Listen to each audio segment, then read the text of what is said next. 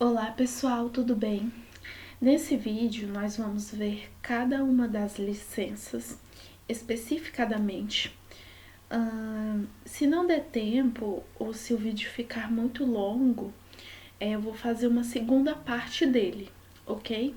Então a primeira licença que nós temos é a licença por motivo de afastamento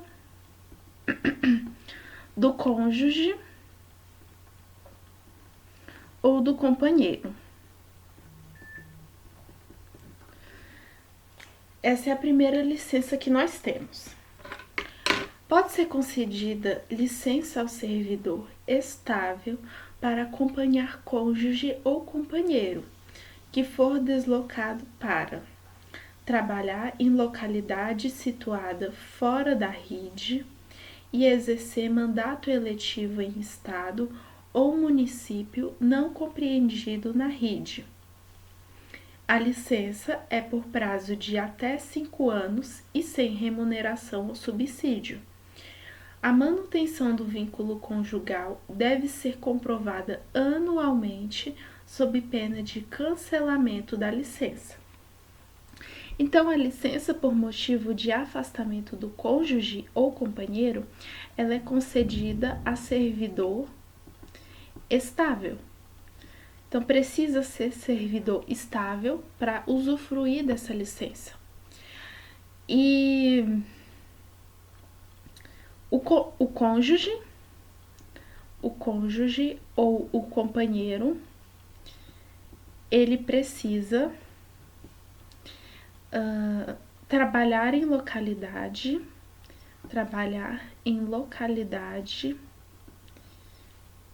situada fora da rede.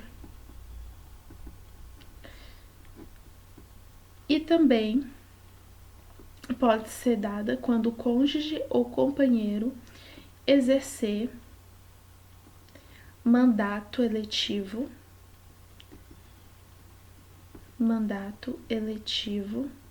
marque a palavra eletivo, em estado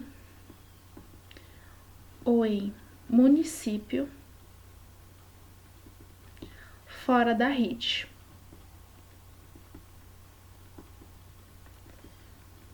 Fora da rede. Então, se falar dentro da rede, tá errado, tá? Tem que estar fora da rede.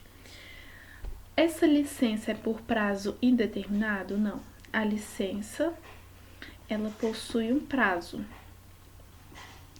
E o prazo dessa licença é de até 5 anos, né? É de até 5 anos. Até 5 anos. E outra coisa, tá? A licença, ela é sem remuneração. Então, é importante a gente saber que a licença por motivo de afastamento de cônjuge ou companheiro é sem remuneração e que o prazo dessa licença é de até 5 anos. Outra coisa importante que a gente precisa saber da licença por motivo de afastamento de cônjuge ou companheiro, que o vínculo conjugal deve ser comprovado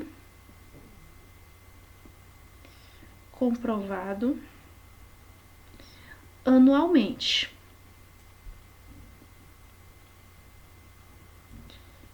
Marque essa palavra, anualmente, sob pena de cancelamento da licença. Vamos ver agora, pessoal, a licença por motivo de pessoa. Calma. A licença por motivo de doença em pessoa na família. 2. Licença por motivo de doença em pessoa da família. Artigo 134. Pode ser concedida licença ao servidor por motivo de doença em pessoa da família, mediante a comprovação por junta médica oficial. Então, a primeira coisa que você precisa saber é que vai ser necessária a comprovação da doença por junta médica oficial.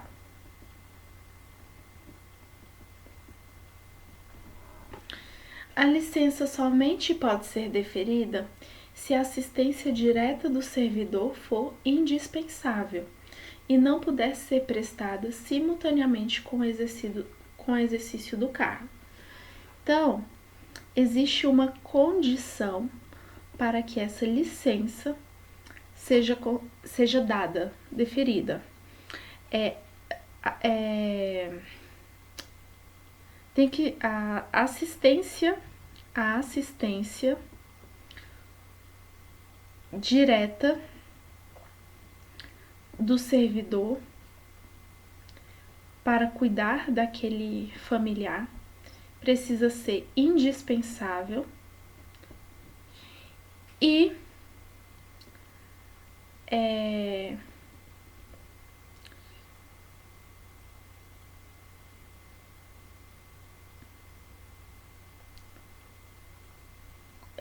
a condição é que a assistência, né? A assistência, ela não pode ser prestada simultaneamente com o exercício do cargo. Então, é como se aquele familiar seu estivesse muito doente e você é a única pessoa que pode cuidar dele. Você precisa ficar do lado dele, prestando assistência direta, né? A assistência que você vai prestar para aquele familiar, ela compromete o exercício do cargo. Então, essa é a condição para que seja concedida a licença por motivo de doença em pessoa na família. A assistência direta do servidor precisa ser indispensável e a assistência não pode ser prestada simultaneamente com o exercício do cargo. A licença é concedida sem prejuízo da remuneração ou subsídio do cargo efetivo. Então, isso é importante. No caso da licença, por motivo de doença em pessoa da família, ela é com remuneração. A primeira licença que nós estudamos, que é a de afastamento do cônjuge ou companheiro, ela é sem remuneração. Já essa segunda licença, ela é com remuneração ou subsídio.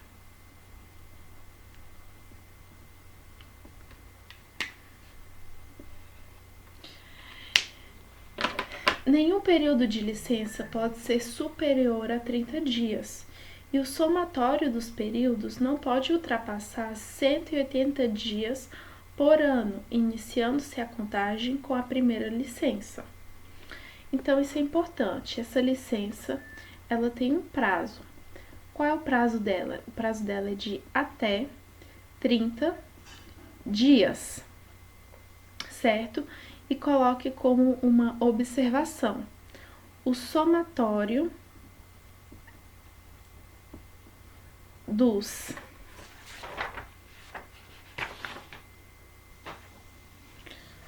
períodos de licença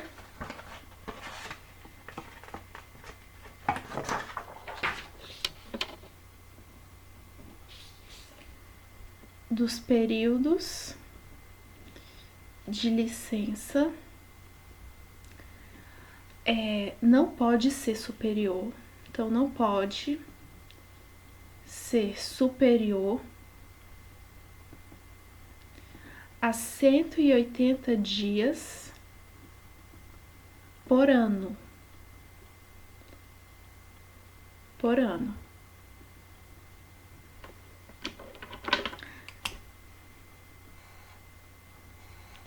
Iniciando-se a contagem com a primeira licença. Tranquilo? Comprovada por junta médica oficial a necessidade de licença por período superior a 180 dias, a licença é sem remuneração ou subsídio, observado o prazo do parágrafo 3º, né? Ok. Então, observação. Havendo comprovação por junta médica oficial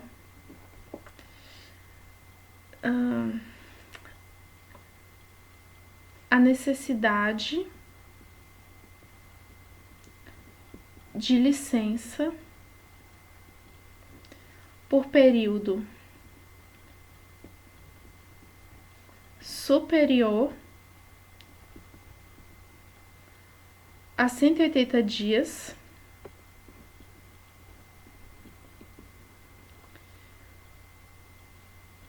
então vamos lá, havendo comprovação médica oficial de que a licença ela precisa ser por um prazo superior a 180 dias, o que vai acontecer? Essa licença ela será sem remuneração ou subsídio. Tranquilo até aqui?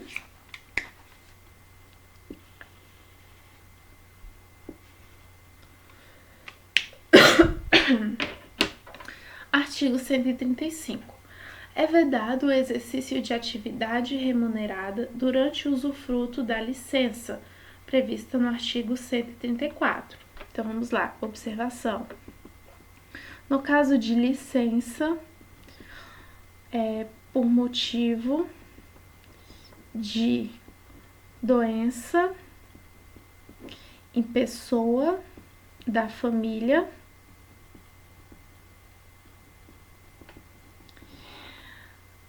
é vedado o exercício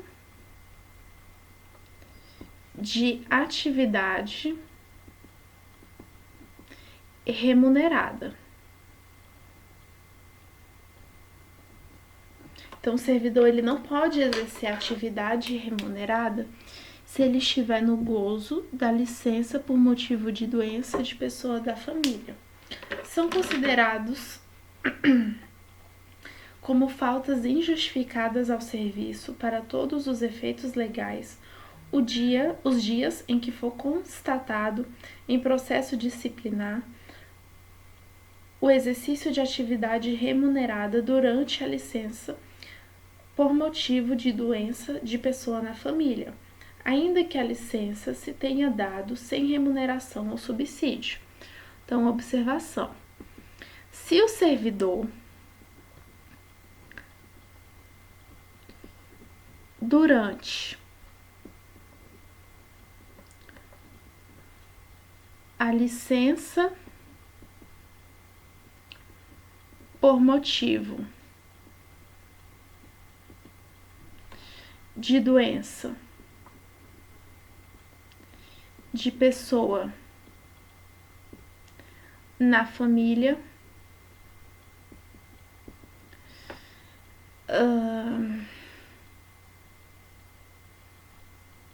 exercer atividade remunerada,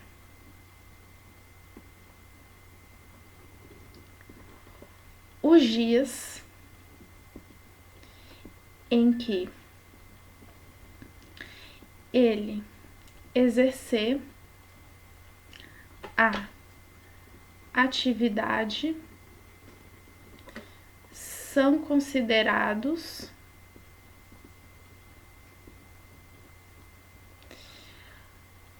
faltas injustificadas ao serviço.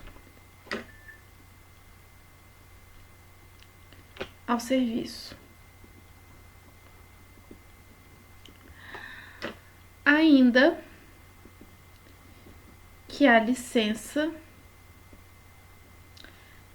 tenha sido sem remuneração ou sem subsídio.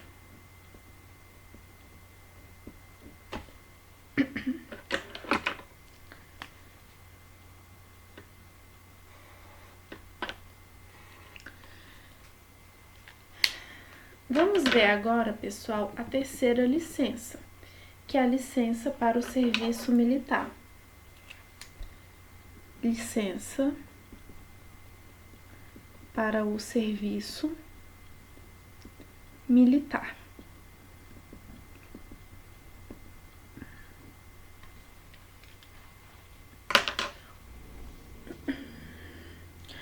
Ao servidor convocado para o serviço militar é concedida licença, na forma e nas condições previstas na legislação específica. Então, o servidor que é convocado para serviço militar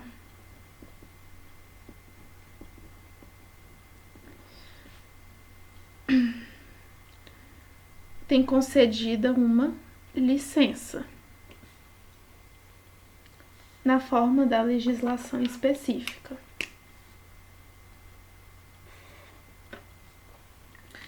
Concluído o serviço militar, o servidor tem até 30 dias sem remuneração para reassumir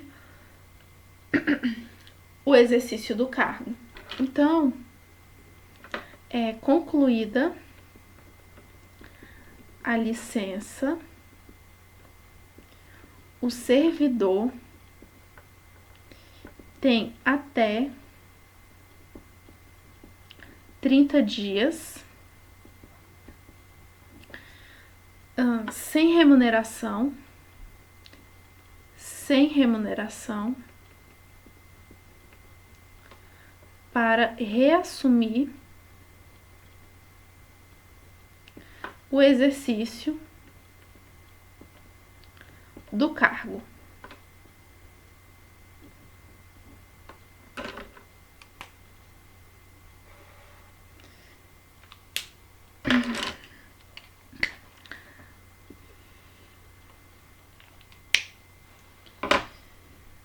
Vamos ver agora, pessoal, a licença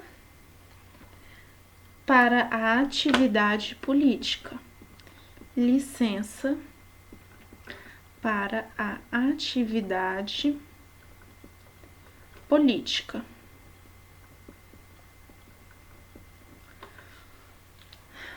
Artigo 137.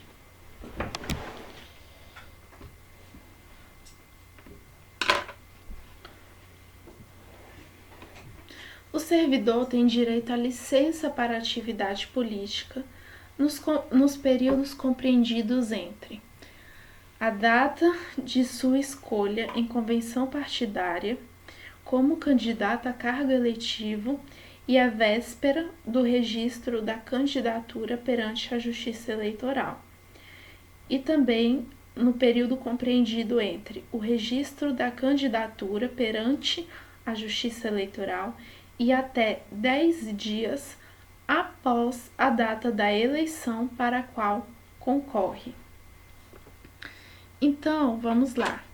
Quais são os períodos da licença para o exercício de atividade política? Nós temos o primeiro período, que vai da data da escolha em convenção partidária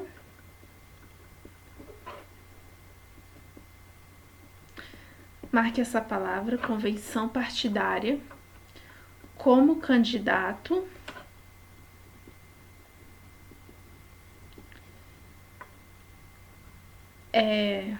como candidato a cargo eletivo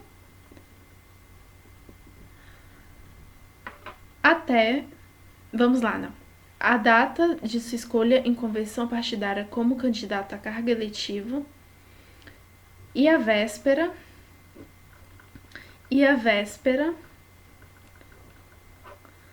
do registro, marque a palavra registro, da candidatura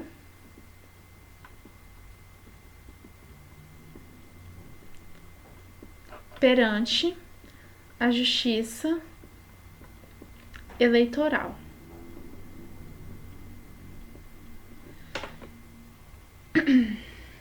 Ok. E nós temos o segundo período.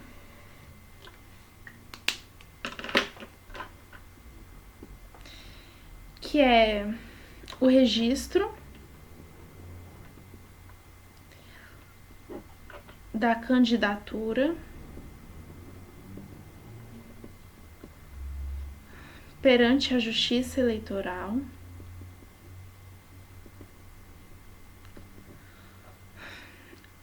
e até 10 dias após, marque a palavra após, a data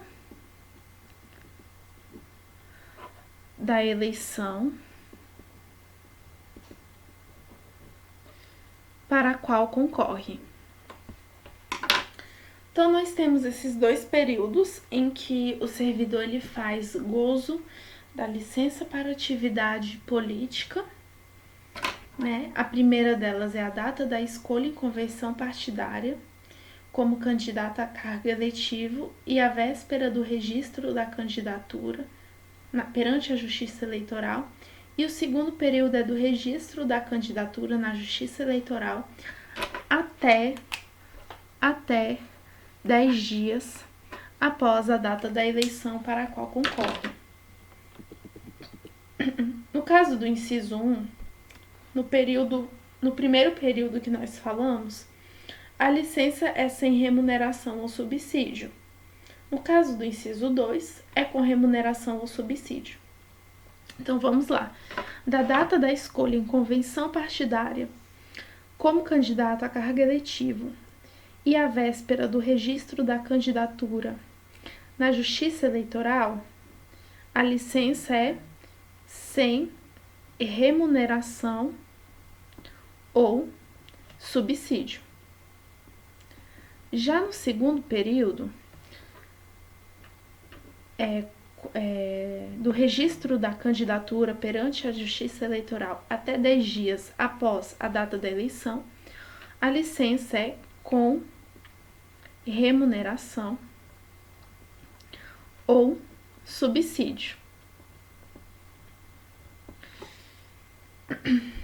Negado o registro ou havendo desistência da candidatura, o servidor tem de reassumir o cargo imediatamente. Então, observação.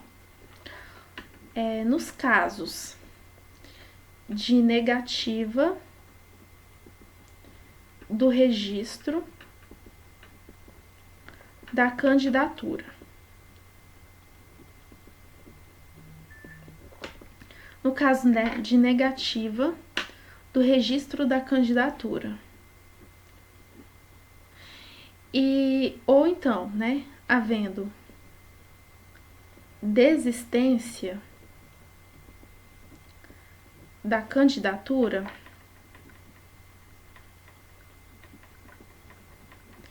o servidor ele deve voltar ao cargo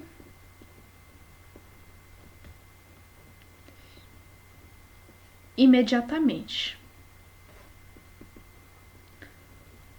Marque a palavra imediatamente. Se ele falar tem que voltar ao cargo no prazo de 10 dias ou qualquer outro prazo, tá errado. Ele tem que voltar ao cargo imediatamente. Nos casos de negativa do registro da candidatura ou havendo desistência da candidatura, o servidor deve voltar ao cargo imediatamente.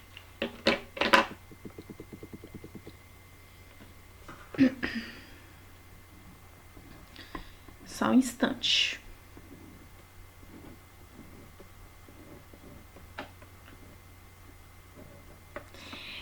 O servidor candidato a cargo eletivo que exerça cargo em comissão ou função de confiança, dele deve ser exonerado ou dispensado, observados os prazos da legislação eleitoral.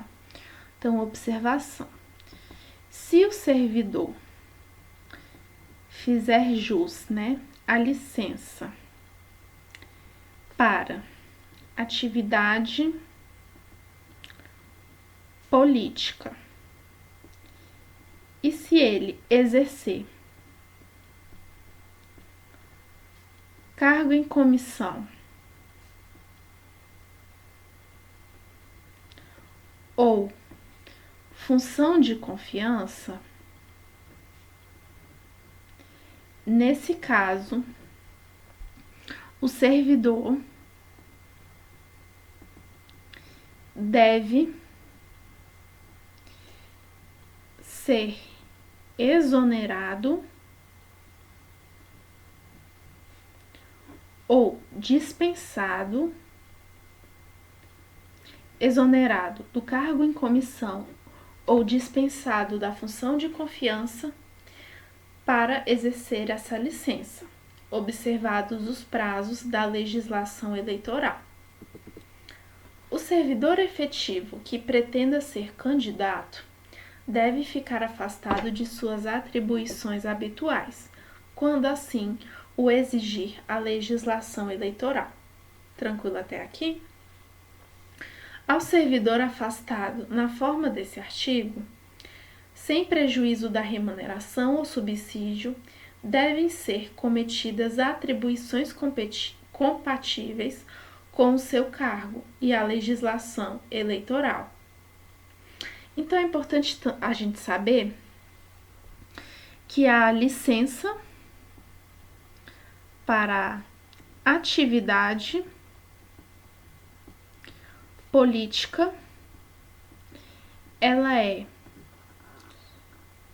sem prejuízo da remuneração ou subsídio, ou seja, o servidor, ele continua, recebendo a remuneração ou subsídio.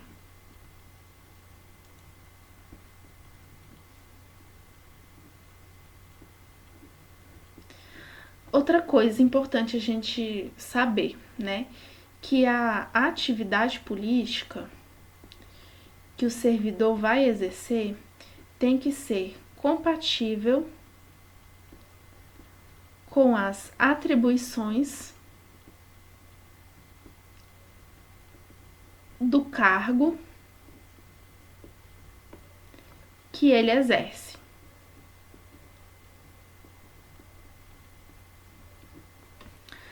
Tranquilo? O afastamento de que trata o parágrafo 1º encerra-se na data da convenção partidária, aplicando-se, a partir daí, o disposto no artigo 137, 1 e 2. Então, vamos lá, o afastamento de que trata o parágrafo 1º. É o afastamento para exercer a atividade partidária. Encerra-se na data da convenção partidária.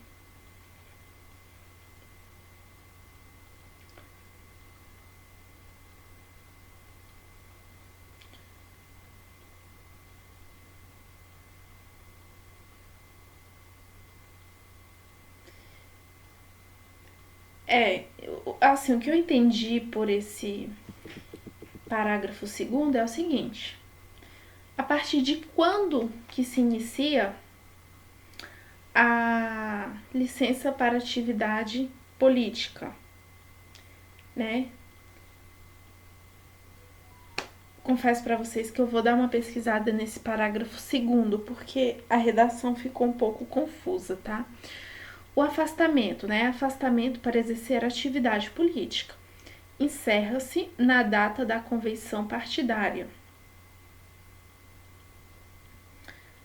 Assim, coloque isso, observação. O afastamento do servidor, né, para a atividade partidária encerra-se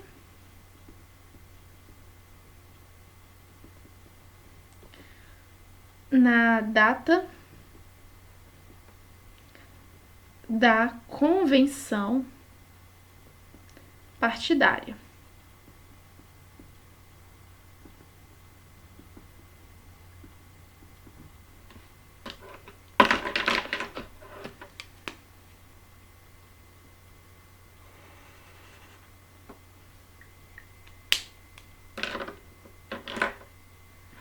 Ok.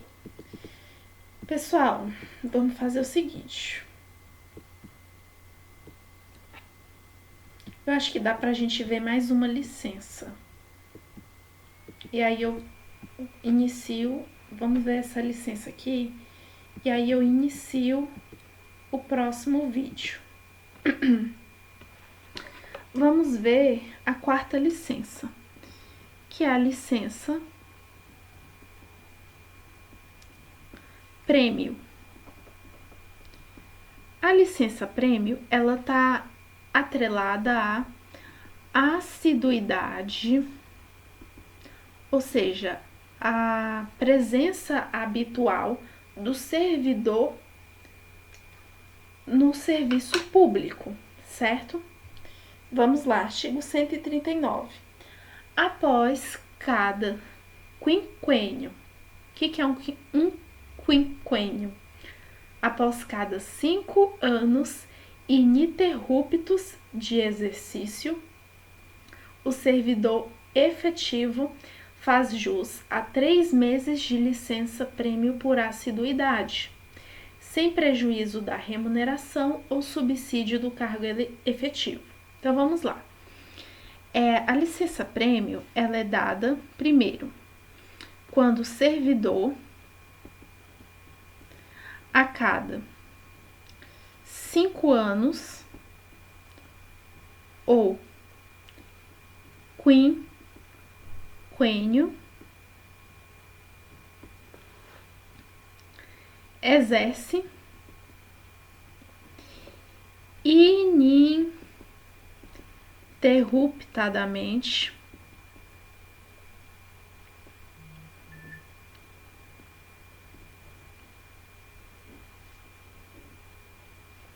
o serviço público, né? O serviço público. E aí o que acontece? Quando ele faz isso, ele recebe 3 meses de licença. É como se ele ficasse, né, 3 meses de férias. E o que acontece? A licença prêmio por assiduidade, ela é sem prejuízo da remuneração ou subsídio, tá? Então, ela é com remuneração ou subsídio. Então, vamos gravar os prazos. Então, o servidor público tem que exercer o serviço público 5 anos ininterruptadamente. Aí ele vai receber quantos meses de férias? 3 meses de férias. E a licença, ela é com remuneração ou subsídio.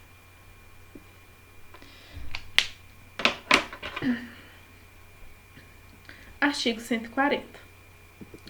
A contagem do prazo para aquisição da licença prêmio é interrompida quando o servidor, durante o período aquisitivo, sofrer sanção disciplinar de suspensão, licenciar-se ou afastar-se do cargo sem remuneração. Então, observação. Interrupção da contagem do prazo para aquisição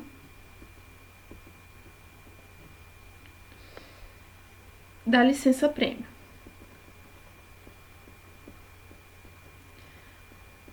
Quando é que ocorre a interrupção da contagem do prazo para a aquisição da licença-prêmio? Ela ocorre quando o servidor sofrer sanção disciplinar de suspensão. Quero que você marque essa palavra, suspensão.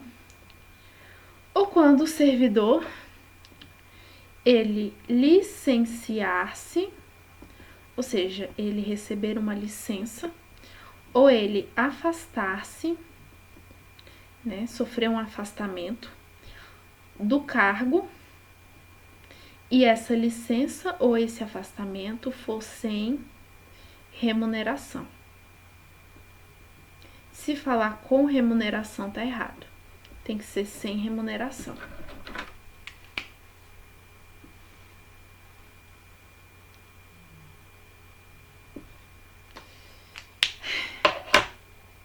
Parágrafo único.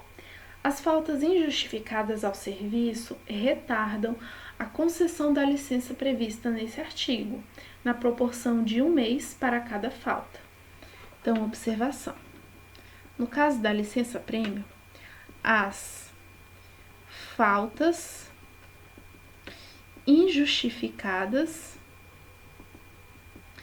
retardam, ou seja, atrasam a concessão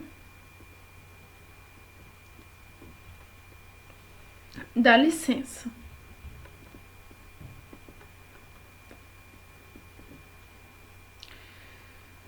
Na proporção, grave bem esse período, tá, gente? Na proporção de 1 mês para cada falta. Para cada falta. Então, para uma falta, 1 mês de atraso, ok? Então, é 1 mês para cada uma falta.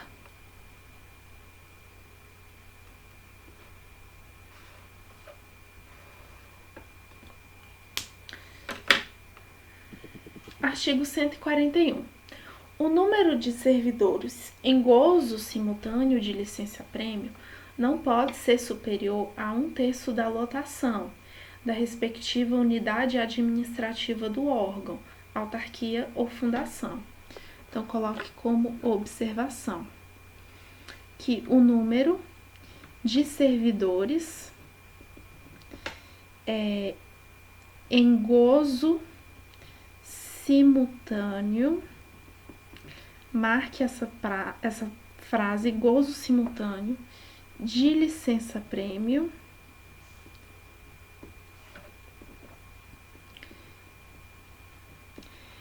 não pode ser superior a 1/3 da lotação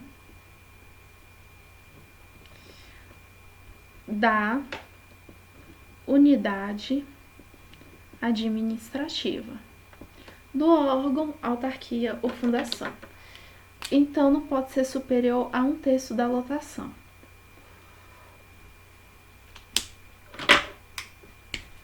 Por quê? Porque, do contrário, isso prejudica o andamento dos serviços, porque vai faltar servidores, né? Muita gente afastada, licenciada, gera o que? Falta de servidor e falta, né, de trabalho, né, de serviço na lotação. 142. Os períodos de licença-prêmio adquiridos e não gozados são convertidos em pecúnia quando o servidor for aposentado. Então, observação. Quando o servidor ele for aposentado,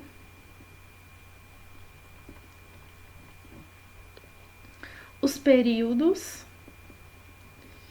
de licença-prêmio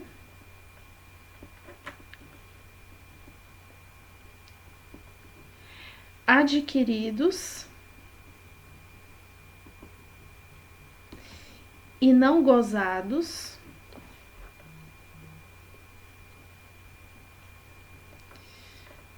são convertidos em pecúnia. São convertidos em dinheiro, ok?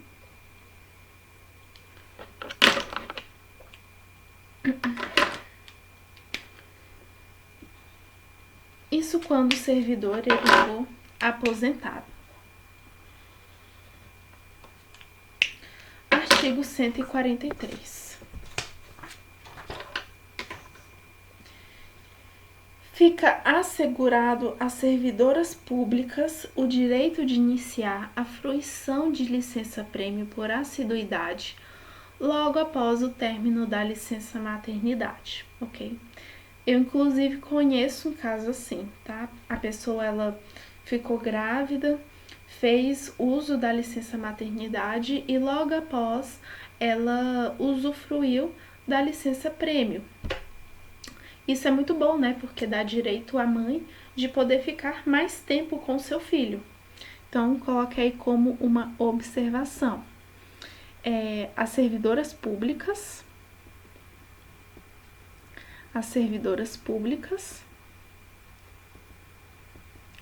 elas podem iniciar a fruição da licença-prêmio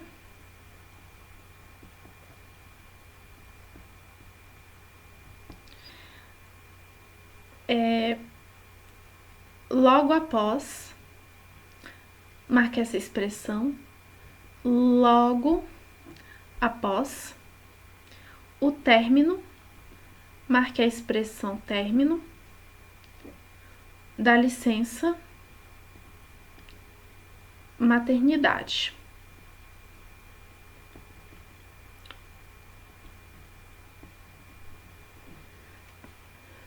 Parágrafo único.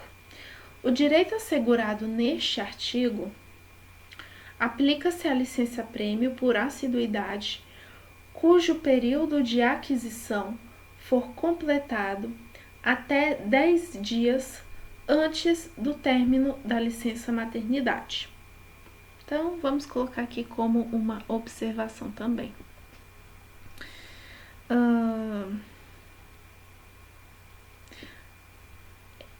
Deixa eu ver. Como é que eu vou escrever isso aqui? Fica assegurado a fruição da licença-prêmio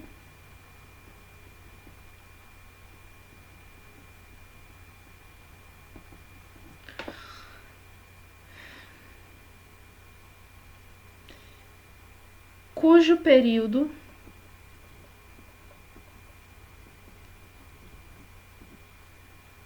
de aquisição for completado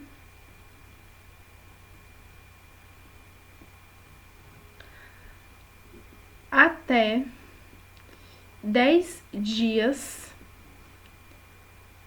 antes do término da licença maternidade.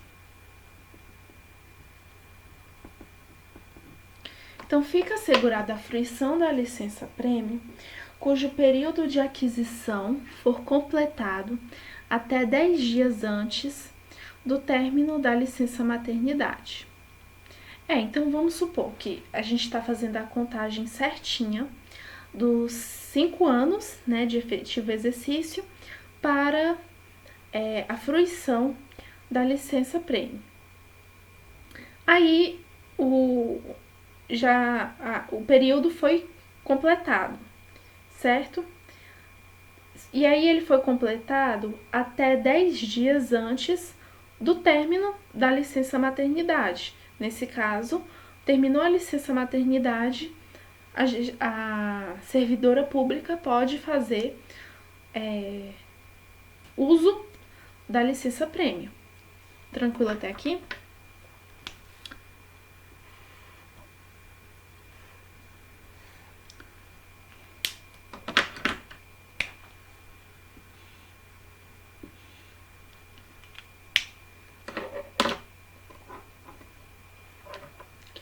Então, pessoal, eu vou encerrar o vídeo aqui. E aí eu vou fazer uma parte 2, tá? Pra gente terminar a questão das licenças e partir para o próximo tema, tranquilo? Falta, eu acho que mais 4 licenças pra gente ver e aí a gente encerra esse assunto. Obrigada por ficar até o final do vídeo e te espero no próximo vídeo.